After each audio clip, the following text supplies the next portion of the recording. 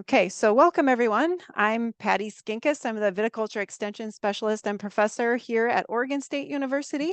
And this is the first of a series of webinars we hope to offer you through OSU Extension called Vit Now. And the intent is that these webinars are going to be focused on things that matter to you at the time we're giving the seminars. And I really appreciate that Dr. Alec Levin was willing to be one of our first webinars because he recognized that now is the time to learn about irrigation as we come into the growing season and the irrigation season. So we have him as our first presenter today. Dr. Alec Levin is our Associate Professor of Viticulture at the Southern Oregon Research and Extension Center. That's our branch research station down in the Medford area in Central Point, Oregon. And he's been he's the director of the station. And he does research on a number of different projects, but one of his specialty areas is plant-water relations, plant physiology related to irrigation. So he's going to be sharing with us today practical information on irrigation scheduling. So I'm going to hand it over to you, Alec. As I mentioned, if you have questions as we go, please use the Q&A question icon at the bottom of your screen to ask those questions, and I'll be moderating those. So Alec, I'll read those off as they come in, and then we'll wrap up here. It's a 1-hour webinar. Okay, thank you so much for the introduction, Patty. I'm happy to be here with everyone. I'm sure everyone is looking at the temperature and the forecasted weather coming up, and they see that it's going to get warmer and we're entering, bloom period, and might be thinking about irrigation. So as far as timing wise, I felt like this is very appropriate, and we always try to time our outreach product appropriately, and I think that we are doing a good job here. So let me just play a little bit of screen Tetris here while 1 second. Okay. And if any of you have any ideas of what you want to hear from our team, you can feel free to enter that into the chat box, and we can see if we can accommodate you during this growing season. So you can type that into the chat box. And now I'll hand it over to Alec. Okay, so hopefully you should see the slide and not my cheat sheets here. Yep, Is I that see good? your slide. Looks good. Good. Yeah, A okay. geyser. It looks like a geyser. So this is I wanted to show this picture. I feel like all my favorite stuff with irrigation management is always just like what goes wrong. And at the beginning of the season, it's like whether you're trying to fire up the irrigation in your landscape at home or in the vineyard. I mean, it's always just like, well, what broke in the winter time or that we didn't get to fix in the winter time. This was actually in the middle of last summer. We were in the middle of the growing season, but also we're upgrading our farm irrigation system at Sorek. And we were sort of in between the completion of the project where we had a new pumping station, but not the new main line. So we had a brand new awesome, VFD pumps in series wired up, really nice 220 horse pumps, but we are still using our old main lines from like the 70s and earlier. And so now we've got this beautiful system that can hold pressure at 55 psi, but all these tired main lines that we were trying to link through the end of the season before we got our new main lines installed at the end. And inevitably something like this happens. So if you're ever wondering what 55 psi through like a 4-inch pipe looks like, that's what that looks like. So today, pretty straightforward talk for everyone. Going to do step-by-step irrigation scheduling. This is primarily going to be using EP-based methods.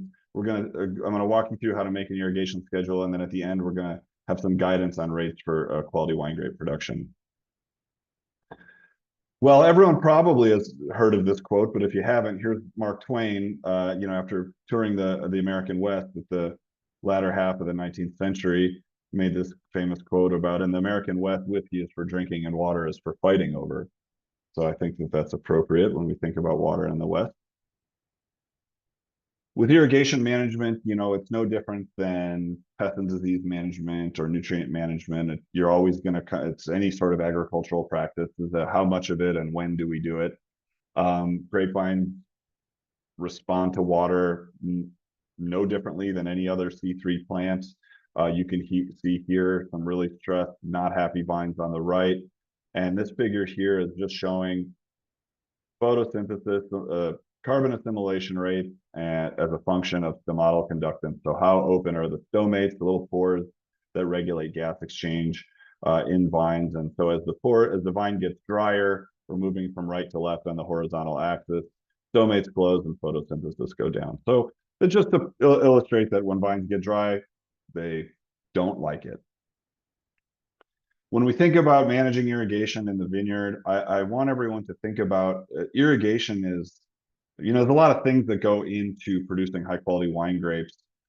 There's a lot of things that we do with canopy management. There's a lot of things that we do with pest and disease management, obviously. Irrigation, I think of it as kind of like this master volume knob. It's not so much, we don't really have the resolution to fine tune certain things with irrigation management like we would in with maybe some aspects of canopy management, or even let's say in the winery, how we treat the fruit after it's been harvested. That's kind of like the equalizer over here on the middle of this. And the irrigation management really just up or down. But given that it's this master volume control, we have a lot of power to change the ultimate product at the end of the year. So step-by-step irrigation scheduling. If you don't remember anything else from this talk, this is the equation that you should remember. I've talked about this before. You've probably heard about this before. This equation right here is the way that we operate when we think about irrigation scheduling in vineyards, but not only in vineyards, and a wide variety of crops. ETC is equal to ETO times KC. ETC is the crop evapotranspiration. ETO is the reference evapotranspiration, or ET. And KC is the crop coefficient. So I'm going to talk about all these three things here. Basically, what we're trying to do is ET can be directly measured, ETO, I should say, can be directly measured, but it's very challenging to do so. You need a lot of expensive equipment. But there's a lot of really bright people that came generations before us, or at least one generation before us, that came up with a really nice equation, the Penman-Monteith equation, that really just requires measuring 4 items: radiation, solar radiation, air temperature, wind speed, and humidity. And those are measured in the context of a reference crop. So in this case, it's a well-watered turf grass field. Think of just like a big lawn, well-mowed, watered, and fertilized. And so when we measure those in that context, we get a reference evapotranspiration, or ETO. And then we take that reference and we apply some sort of crop factor, a crop coefficient, which is specific to the crop itself. So here's just like a cartoon cornfield or something. And then when we apply that, you get your crop evapotranspiration, which is like the water use that the field, your vineyard is using. And then we replace that with irrigation. So the first step is to determine ETO. And it's super easy. You just need to know this equation. I say that partially in jest, actually mostly in jest.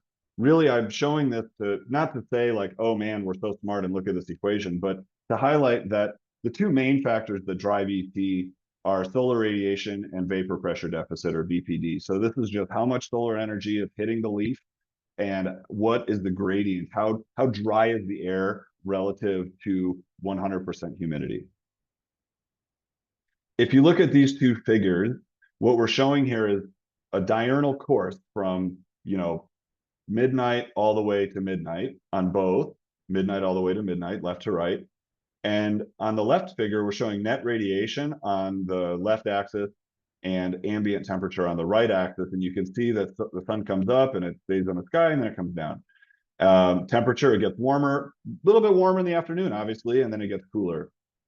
This is actual ET measured from a grapevine grown in a lysimeter, which is just like a big pot buried in the soil that is weighed continuously. So we know exactly how much water is being lost.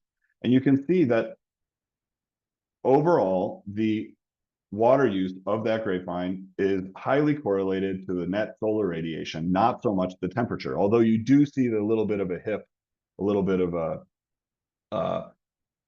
a shift into the afternoon, but overwhelmingly it's driven by the sun. We can use state weather networks that are free to get ETO data. The Agromet Weather Network is administered by the Bureau of Reclamation, and it's the one that we use here in Oregon.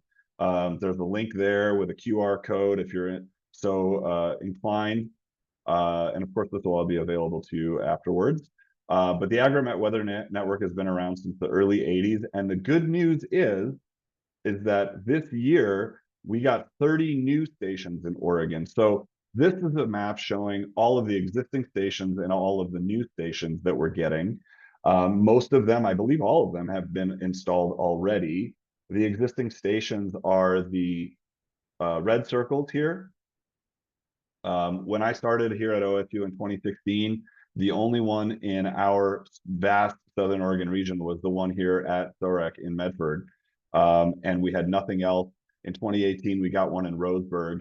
But all the stars, don't pay attention necessarily to the color of the stars, but all the stars represent the new stations. So we got a lot more in Southern Oregon. We have a lot of little microclimates here, and also a lot more in the Willamette Valley to help everyone out up there. So really, really good news. The Agromet, all these new stations are completely funded by the Oregon Department of Water Resources and OSU. That's the different colors of the stars. The yearly operation and maintenance fully funded. There's also money to hire field tech, new IT positions and students. So we're really, really excited about the expansion of this network. When you log onto the website, you'll see, the next few slides are going to show you this here. You're going to see this little these little buttons here on the side. I want you to click on weather data. This is one way to do it. I'm going to show you two ways of getting here. The first way is the long way. Weather data, that's going to open up a page that looks like this, and you're going to want to click the last 10 days summary data by station, all parameters. That's the one you want. It's going to open up a page like this, and you're going to have a long list of all the stations, each with a station ID and a station name. They start, it's an alphabetical order, and I just scroll down to the Medford one. Our station code is MDFO.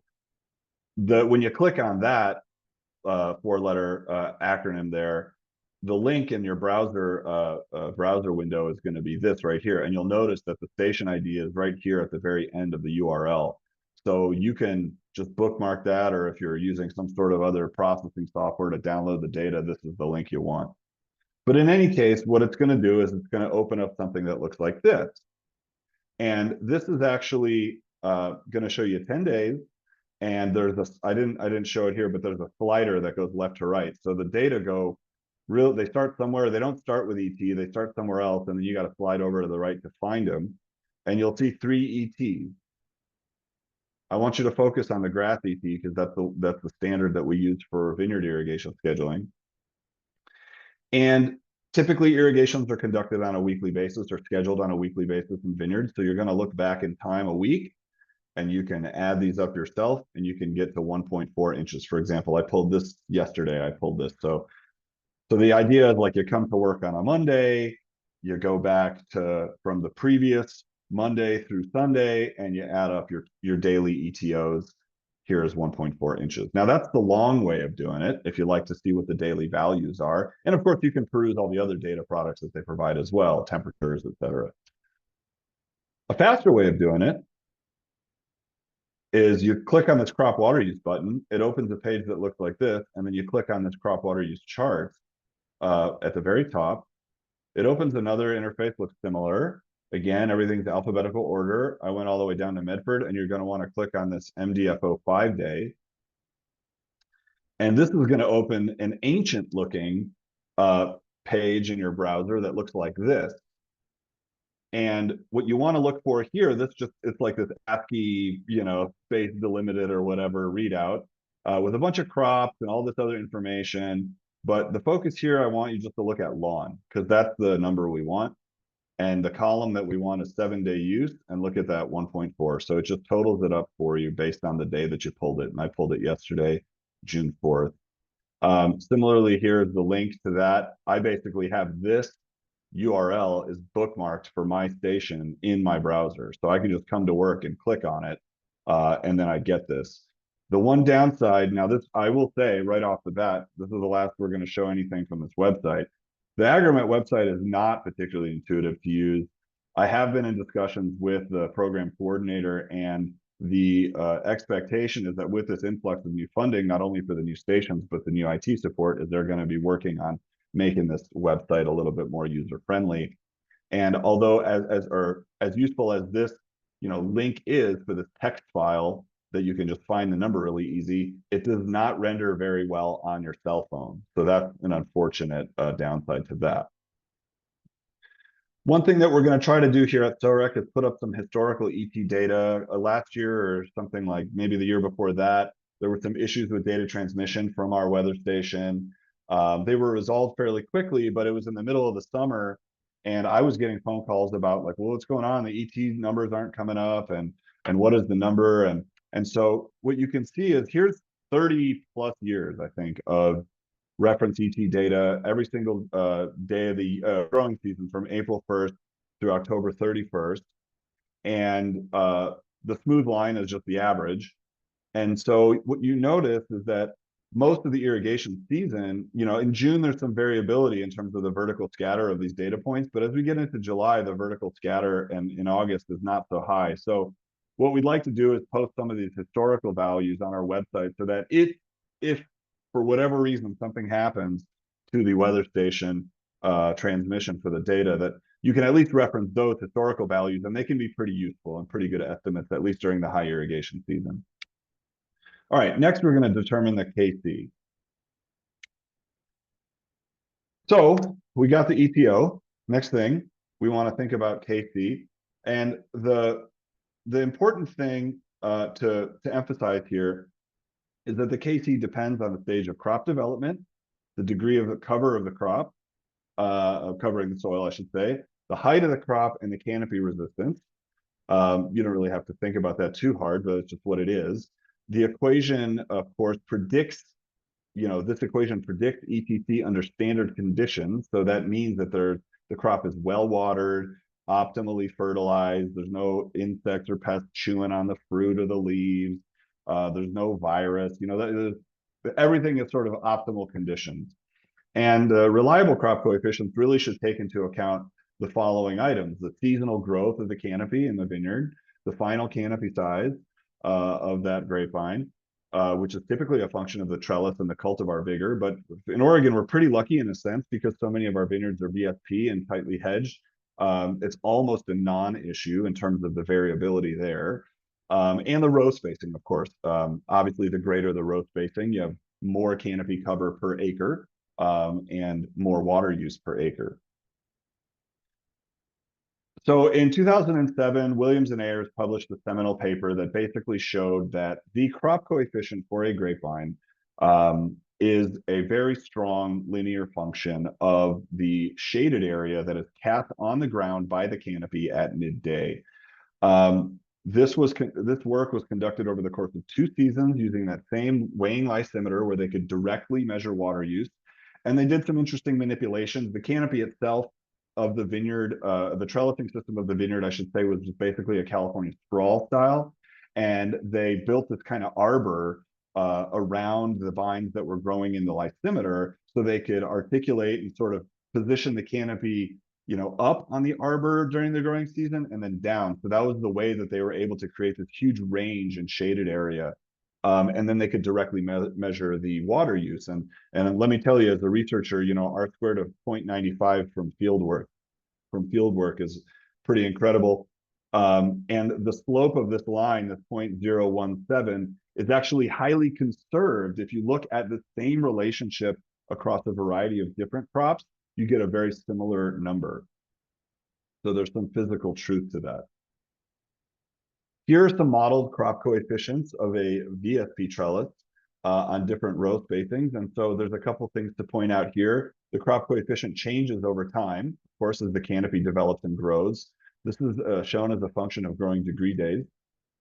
And obviously, the crop coefficient, which again expresses the state or the size of that canopy, but over the course of a field, scale of a field, is smaller at 9 feet than it would be at 6 feet, right? That makes sense. We have more, linear feet of canopy in a 6-foot spacing than we do at a 9-foot spacing. Therefore, the water use at the field scale will be appropriately higher. To give you an idea of how different trellises can impact the crop coefficient development, you can see all the different curves here. We've got different trellises, also some different row spacings. But if you look, for example, the difference between these two lower curves, this one here and this one here, which are both VSP, compared to that of something like a lyre or a California sprawl, it reaches the maximum point quite a bit earlier and is typically a little bit higher than a VSP over most of the season. To be expected, because we have a much more open canopy design, much bigger display of leaves, and it's casting a much bigger shadow, therefore intercepting much more light in the vineyard. So when you think about, you're driving through vineyards, you're like, which system intercepts more light? The one on the left, which is a sprawl trellis, but wider row spacing, or something that's more like a tight VSP on the right with a narrower row spacing. And it's not beyond the realm of possibility that they could use the same, or they could intercept the same amount of light. Or maybe the VSP one actually intercepts more than the sprawl, because it's a tighter row spacing. You can empirically determine your own KC if you don't like our equations, and I'll show you some in a second, the ones that we've developed. But using this relationship, if you just simplify it, because we don't really care about this intercept value, you just take the slope, 0.017, multiply it by the percent shaded area, and you get your crop coefficient. So the percent shaded area is just defined as the total area of shade per vine, measured at midday, solar noon, I should say, divided by the total land area times 100. So here we go. And we just ran our hedger through, so you can see, and we're right at solar noon. The shade is directly below the canopy. Honestly, you could just use a tape measure if you really wanted. It works pretty well. Of course, it's not very precise, so recommendation would be to make several measurements. And certainly soon after you hedge would be a good time to do it because everything's tightened up nicely. But basically, you're just measuring the width of the shade on the vineyard floor at solar noon. And so let's say you measured 2 feet wide shade, 5 feet in between vines, 8-foot row spacing, 5 feet in between vines, they cancel out. You get 10 over 40 times 100 times the slope. There's your KC value that you would use. Pretty straightforward arithmetic. There's more precise methods. Mark Batney years ago developed the PASO panel down in Santa Barbara County. This works great. The principle is pretty nice. You have a solar panel that intercepts a certain amount of light over a certain amount of area. It produces an electric current. If you stick that solar panel underneath the canopy, part of that solar panel is occluded by the shade of the canopy, and you get a different power production by the solar panel. And the difference between those two is your percent shaded area. There's the Viticanopy app that came out of Australia. I believe it takes a number of different measurements, but allows you to use your cell phone camera at the end of basically a selfie stick. I haven't used this one yet, but it's been published as a method, so it's acceptable. And this is what we use as a little septometer. It's basically just like a mini PASO panel. It's got a 3-foot long bar with light sensors on it. And again, these are different ways of doing the same thing, but like I said, tape measure works pretty good. Over the course of our work here in Southern Oregon, we do irrigation trials and we take care of vineyards and our plots, and we measure the canopy shaded area. That's one of the regular things that we do. And we're able to model our canopy development and to determine what the KC is in our VSP vineyards here. And so here are some curves here showing different row spacings going from 9 to 6. Of course, the 9-foot row spacing would be the lowest one. The 6-foot row spacing would be the highest one. These curves are shown as a function of Celsius degree days, but this is the equation that you want to use. And the numbers in here have been adjusted for Fahrenheit degree days. And this is the accumulated number of degree days, not the degree days for that week. So we'll talk about that. And then the key value is the max KC value here, which is the function of row spacing. So we got through all that. So how do we actually do this for setting up an irrigation schedule, at least one step at a time. So now you're going to determine the total weekly crop ET and convert to gallons per vine. ET data always come in inches like rainfall. So you got to convert that. But first you need to know what the ETC is. So let's say we had reference ET of 1.5 inches last week. Our KC is 0.5. The total ETC is the product, which is 0.75 inches for that week. To convert to gallons per vine, because this is typically how we schedule irrigations. We think about the emitter output, and it's tied to some number of hours of runtime. We have to use a conversion factor because we're using freedom units here. So if you want to have gallons per vine, so to go from square feet per vine times inches of ET, you need this conversion factor. This is my one plug for the metric system. 1 millimeter of rainfall over 1 square meter of land area is 1 liter of water. So end of soapbox. So we take our inches of ET for the previous week, we do the math, and we come up with 18.7 gallons per vine in that week at 100% replacement. So how do we calculate the set time? More arithmetic. Total irrigation set time is equal to the total ETC for that week divided by the emitter discharge rate per vine. So whether you have 4 emitters at 1/4 gallon per hour or 1 emitter at a 1/2 gallon per hour per vine, or the more standard 2 emitters per vine, each with a 1/2 gallon, whatever it is. So you have your total ETC for the last week. You have your gallons per hour per emitter times 4 emitters per vine in this example here, which is 1 gallon per hour. Super easy, 19 hours of runtime. So how do we put together a schedule? So I hope everyone's ready to look at Excel sheet.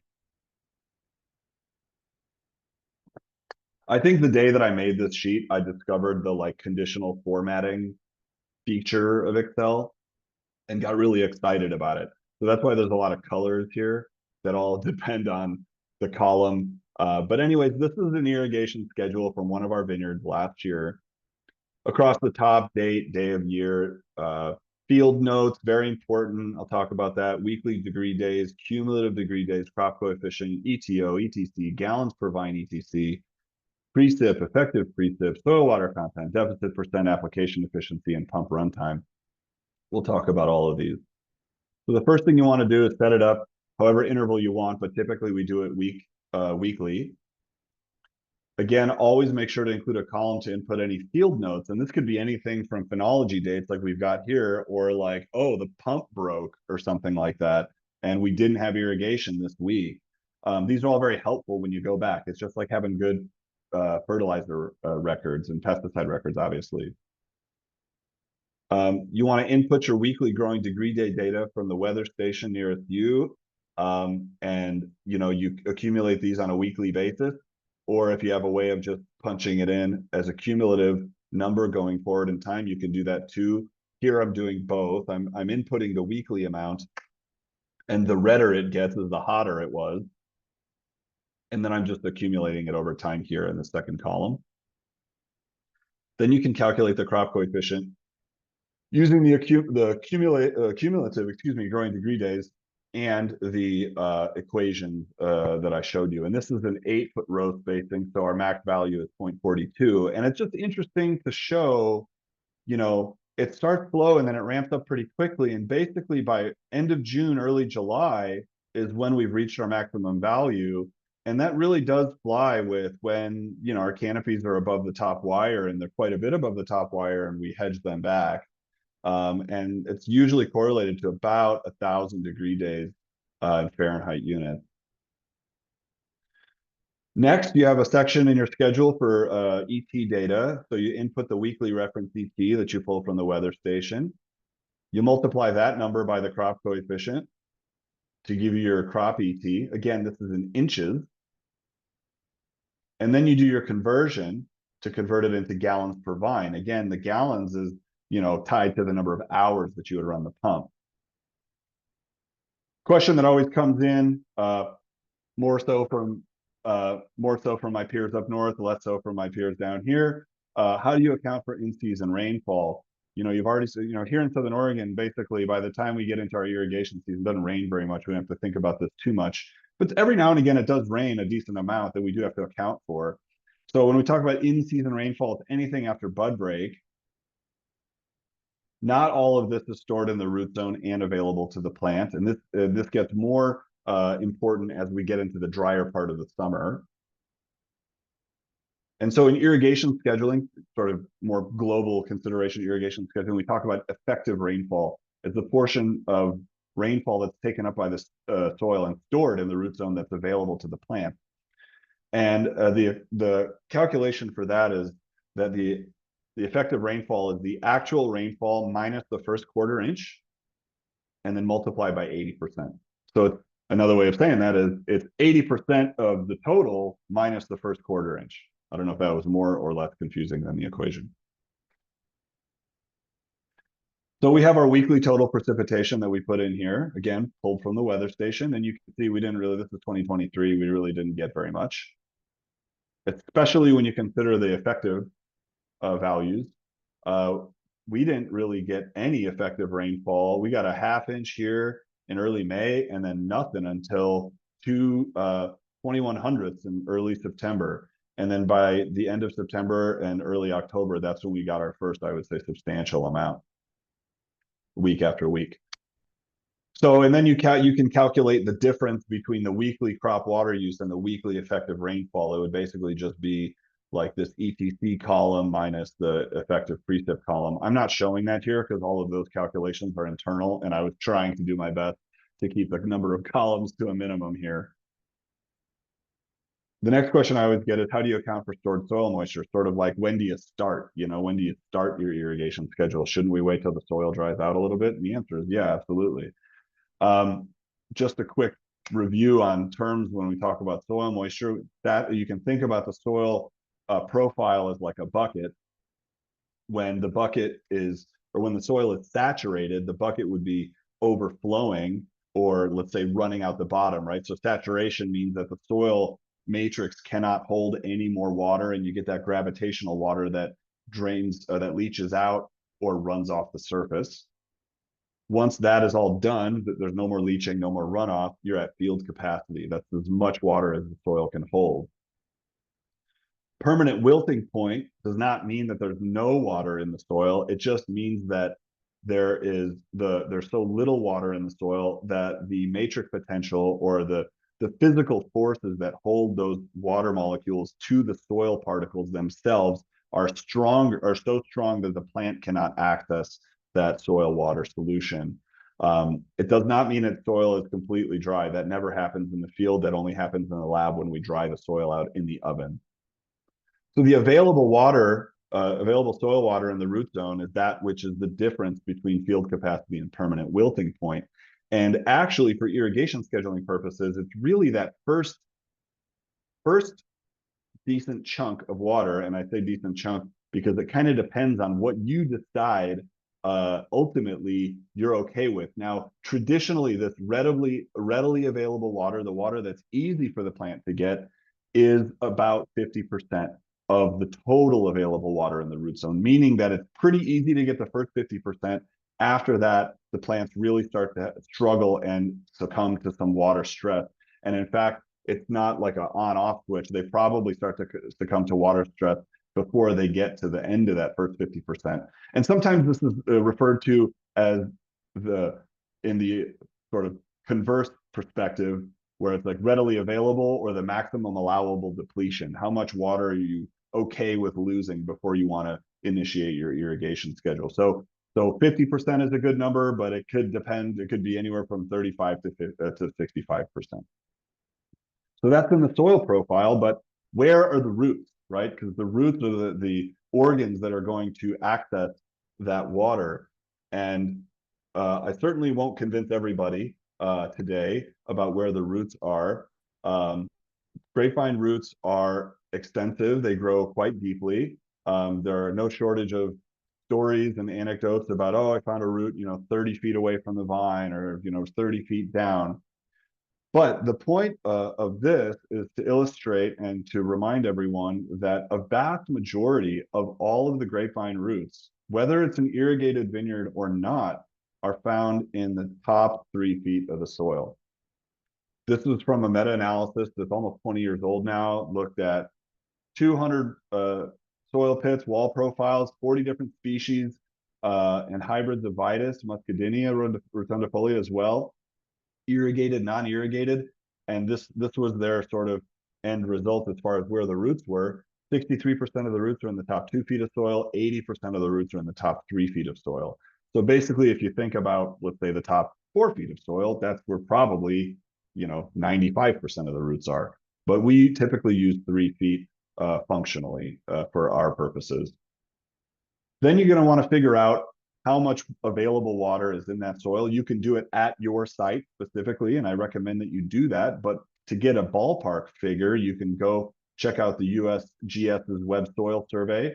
It's another treasure trove of information provided by the federal government for free. And it is another somewhat clunky website, and it might be worth having another webinar to talk about how to go through and use this website. But basically, you can start clicking around.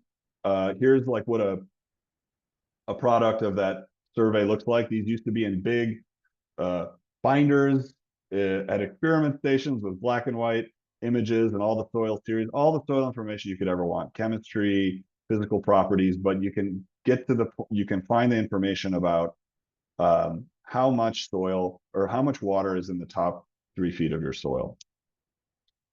So how do you account for soil moisture in the schedule? Start with an estimate of the total available soil water in your rooting zone. Here it was 4 inches. You subtract that difference, or subtract the difference from the crop water use and rainfall from that soil moisture value. So if the ETC for the week was 1 inch and the effective rainfall was 0, you have 1 inch of water extracted from the 4 inches of soil. And then you just basically do the checkbook method, tick, tick, tick, all the way down. I converted, in this schedule, I converted the values to relative values. So everything here is divided by, 4 inches. So it's just easier to interpret because the actual number doesn't mean anything to me. I just care about the percentage. And I decide that, once we get below 50% is when we're going to start to turn on the water.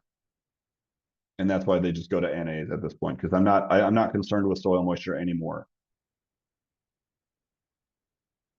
You can use soil moisture sensors to determine what your field capacity is as well. These are some readouts from our soil sensors in the vineyard. This is an average soil moisture percent at 6 depths from 8 inches to 48 inches. And this is from the dormant period, or I would say, from October 1st, or sorry, I believe it's October 1st. Yeah. October 1st to April 1st, 2 blocks that we have at the experiment station.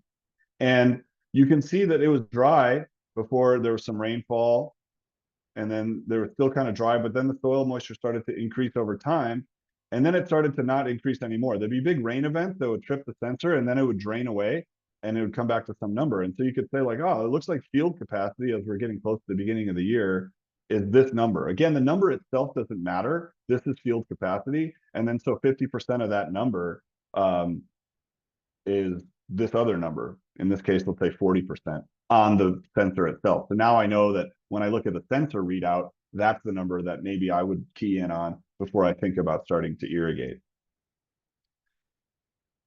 So you're going to want to input your system's application efficiency. This should be measured at fairly regular intervals. Everyone assumes that the emitters are putting out what they are rated to put out. That's not always the case. So definitely you want to get out there and do a little bit of measuring at some different spots in the vineyard, close to the supply source, furthest row away, furthest vine from the furthest row, just to get an idea of what your application efficiency. Here I just put 90%. Hours are calculated as I previously described, and here we got 10.5 hours in our first irrigation event, which is initiated when the relative soil moisture levels drop below the predetermined value of 50%. So that's when we would irrigate or start the schedule. And then you just Do the same thing throughout the whole year, and you have your hours of runtime every single week. And we'll talk about sets in a second. These are the set times that we were running. Each bar is just the total number of hours that we ran per week with bloom, veraison, and harvest dates shown here. Hours per week on the left axis is relative to the orange bars. And then I just have the deficit rate here. I didn't really mention that. I'll mention it in a second for deficit irrigation. We're just dropping down the amount of water that we're applying between bloom and veraison to try and slow those vines down a little bit. And then we bump it up after veraison to make sure that they are more well watered as the berries are rapidly accumulating sugar. And I want to have basically more water stress between bloom and veraison than I do between veraison and harvest. And you can see for us, they were kind of bouncing around, 8 to 11 hours or so in this period. And then you can see as the ETs go down, so do the hours as well. So some guidance for wine grape production. Hopefully I can get through this pretty quickly. You've probably heard this before. Pressure bomb is the gold standard that we like to talk about. There's different measurements that you can make with the pressure bomb. Pre-dawn leaf water potential taken before sunrise. Midday leaf water potential taken at the minimum, which is typically around solar noon. Midday stem water potential values, very similar to leaf water potential, except we're going to cover the bag with an opaque, or cover the leaf with an opaque bag before we make the measurement. That allows that leaf to equilibrate with the whole plant, and we feel that stem water potential is a better indicator of the whole vine's water status as opposed to maybe that shoot. We talk about pros and cons and all this. If you can't sleep, you can read this open access publication that my colleague at OSU and I put together. Just sort of pros and cons are in there of all the different kinds of plant-based irrigation management techniques and methods. In terms of degree of water stress and values that you might be keying in on, no water deficit values for stem water potential, about 6 bars, leaf water potential, anything below 10 bars. Weak water stress, 6 to 10 bars for stem, 10 to 12 for leaf. Weak to moderate, moderate to severe. For severe water stress, anything greater than 14 bars stem water potential is not good. For leaf water potential, anything greater than 16 bars is not good. And I would almost make the case that you sort of want to avoid these values as well. As far as how to use the pressure bomb, I have some instructional videos. You can check those out on YouTube. There's 2 videos, one that talked about the theory behind the measurement, and the other talked about how to actually make the measurement.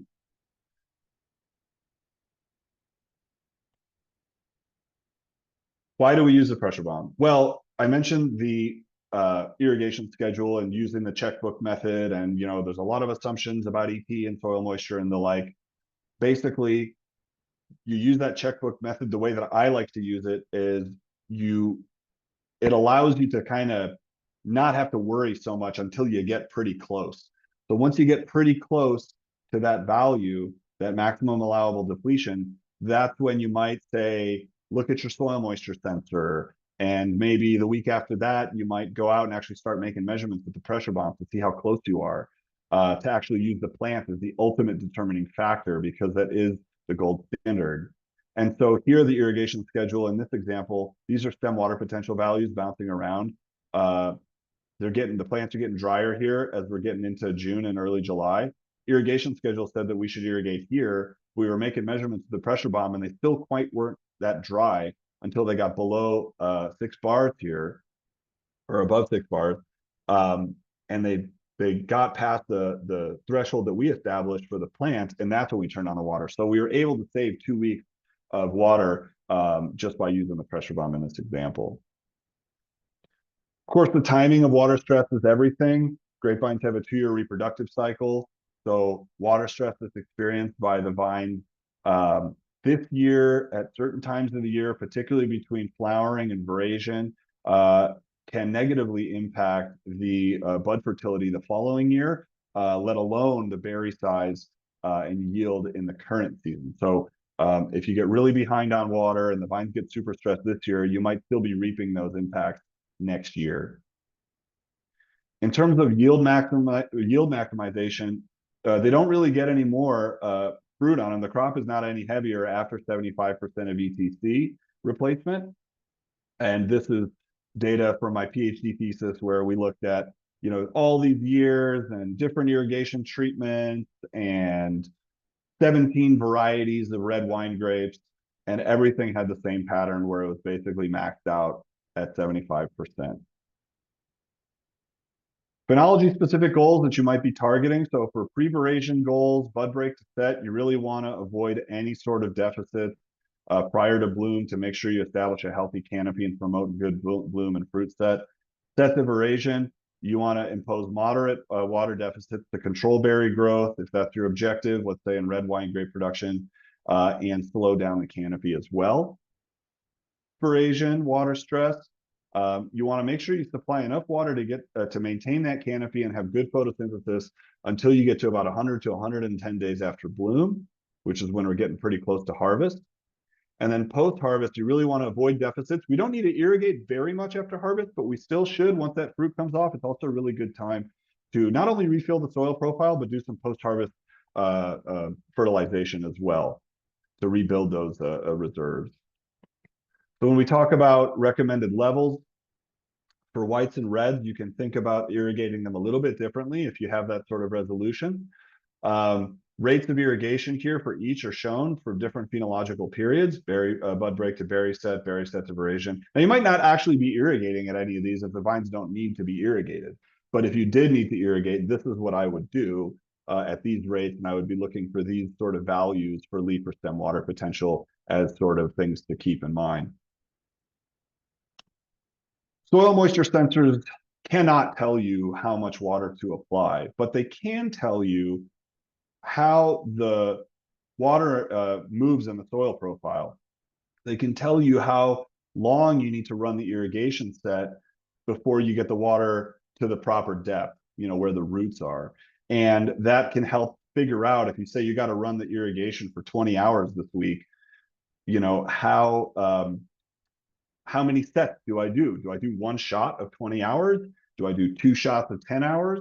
Or do I do like 3 shots of 6 to 7 hours each time?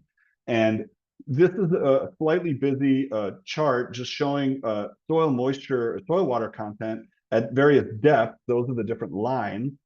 And you can see these, this low blue line here is the shallowest one at 4 inches, and they get deeper and the soil gets wetter as you move through the profile. If you look at the second bump here, you can see that we irrigated for about 4 to 4.5 hours, and we were able to bump every single sensor except the green ones did not get hit. So 24 inches here didn't move, 28 inches didn't move, and 32 inches didn't move. So in this soil, when we ran the water for 4 to 4.5 hours, we were only able to push the water down to about 20 inches deep. So it gives you an idea of how long you might have to run an irrigation set to get that water deep enough to wet the entire profile, keeping in mind that that's the way you want to do it, is to push that water just past the roots. The roots will not grow into dry soil. They will only grow into wet soil. So the flow chart in terms of thinking about all these things is something like this, and this is courtesy of Advanced Viticulture, Mark Greenspan's outfit. So thanks to him. You want to determine your site characteristics first. What's the rooting depth? What's the soil type? What's the phenology that you're in? What are your production goals? Start somewhere. Determine what your frequency and volume is going to be. You're going to irrigate weekly, 1 time per week. Before you start, you're going to monitor all these things. You're going to run your schedule. Maybe you got moisture sensors out there. You got a pressure bomb. You're going to look at the vines. Once you check that against all your target levels, then you start irrigating. And then you adjust your sets based on this constant feedback loop of what does the soil moisture look? Maybe I'm irrigating, too many sets for too little of a period of time. And I actually need to go, 1 set per week for a longer period of time to get that water deep down. Maybe it's very light soil and I'm completely watering way past the roots, and I need to have more frequent, smaller sets. As far as resources are concerned, there are plenty of good ones out there. These are just 2 that I pulled. This is a 20-year-old publication from University of California Extension about deficit irrigation for wine grapes. And this is a little bit more recent publication from Washington State University about irrigation basics for vineyards in the Pacific Northwest. The last thing I will tell everyone is that we are bringing back, by popular demand, our OSU Vineyard Water Use Survey. Some of you on the webinar today might have remembered that 3 years ago in 2021, OSU Viticulture Extension sent this out to the industry. We were just trying to get an understanding of very basic information. Where are you? Do you have an irrigation system? How do you use the irrigation system if you have it? How familiar are you with some of the things that I talked about today? And I just published this today, and I will follow up the webinar with an email with the same information so you can log in and take the survey. Please do consider taking it. We got great information the first time. That was 3 years ago. We just got out of this big drought period. I really want to know how things have changed, if they've changed at all in the industry, and it would really help us out a lot at OSU. And with that, I will happily answer any questions that people might have. Let me just stop sharing my screen here. So thank you, Alec. That was great. I even learned about a few resources that you shared today, so it was excellent. And for that survey, how will you share the results with people? Yeah, it's a good question. The first round when we did it, the first round that when we did it, I shared it at Oregon Wine Symposium, and I would be happy to do that again. We'll keep the survey again if we want to just replicate what we did last time. We put the survey out in 2021 in the summer. I think we had it initially open until harvest or whatever, and then we maybe reopened it or something, and then continued to collect data through the end of the calendar year. Compiled things and put it together for the February symposium in Portland. And I shared some of the preliminary information then. So I would be happy to do that as well for the second iteration. And, certainly if things have changed, share all of that as well. And, we would do any sort of written communication as well, newsletters and things like that. Yeah, this is a good opportunity just to remind people, if you are not already on our email list for the Oregon Wine Research Institute, that's kind of our outreach arm to get information out just through one location to the industry. And a lot of times we do write about the survey results. And I find a lot of people are encouraged to participate when they know what some of the results are. And we typically may not even ask for detailed information, even including your name, unless you wish No. to give it in these things. So it's more of just to get a sense for what do people use and are doing out there. And it really helps to develop our programs and our research. And also a lot of people are usually interested in some of the outcomes of that too. So Yeah. I don't see any questions in the Q&A right now. We had a couple earlier just with links of the Agromet station, so I provided those. Oh, great. Yep. Any Yeah. last? I'll just make a point about the new agromet stations. I mentioned early on, I wanted to make sure I followed up on this. When you're searching through the station and you're like, oh yeah, he said that there's a new one over here. Because they're all brand new and they just got hooked up to the system, some of the new ones are not in alphabetical order. So if you do not see your station where it should be, scroll to the very bottom of the list. Yeah, good. That's a good reminder, because we had a station added to OSU's Woodhull Vineyard 3 years ago, and it's at the bottom. I can't look at the alphabetical list, so that's good Yeah. recommendation. And know your it's helped to know your 4-letter acronym or Control shorthand. F. Yeah, Control F is your friend. yeah, that's right. I do see a question here. Um, is there a map that we can use to find the agromet stations? Yes, there is. And it's on one of the main pages that you can click to kind of see. Alec, do you know if that's been updated? It has actually. If you let me see if I can do this live here. Exit out of my Yeah, it actually presentation. says map. Yeah, Yeah. So if you but go to the whether it's website, updated. where are we? Weather data, program information, um, general station location. That's not the one. Maps. So if you go, let me see if I So can, here, yeah, I can back out and show. So I went to Agromet Station on the and then, left, yeah, yep, so it says maps right here. And then you'll see where they all are located. And if I zoom into Oregon, it looks like the new ones are there. they are, yeah. Yep. Yeah. So that's very exciting. Yeah. So we've got one in Eugene. This is Woodhull. Yeah. We've got some more in the North Willamette Valley, Hmm. Southern Oregon. Yep. It's great.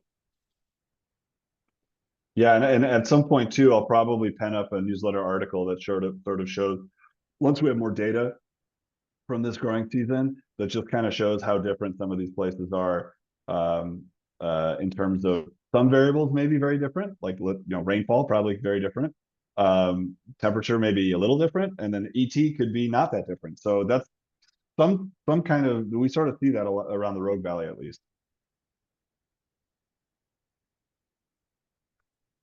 Great questions. And as I mentioned at the beginning, this is being recorded. And so we'll send a link to the recording as well as the survey to everybody who registered. And we generally put these out through our Udabrai newsletter. There is a question. I see, can rachis size be managed by irrigation? I would say in general, yes. If plants are more well watered, they're going to grow more and the rachis will stretch more or grow more than if the plant was dry.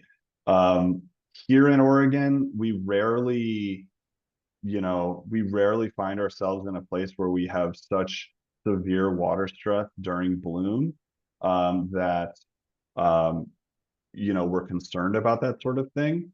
Um, However, in places like in much more arid places, like in Central Valley of California, they do have to deal with that sort of issue of water stress during bloom. So in general, yes, I would say for Oregon wine grape production, we don't really have to. We're not really super concerned with that.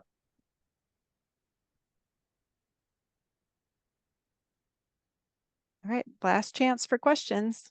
I guess I answered them all. Yeah, you did. You answered them all.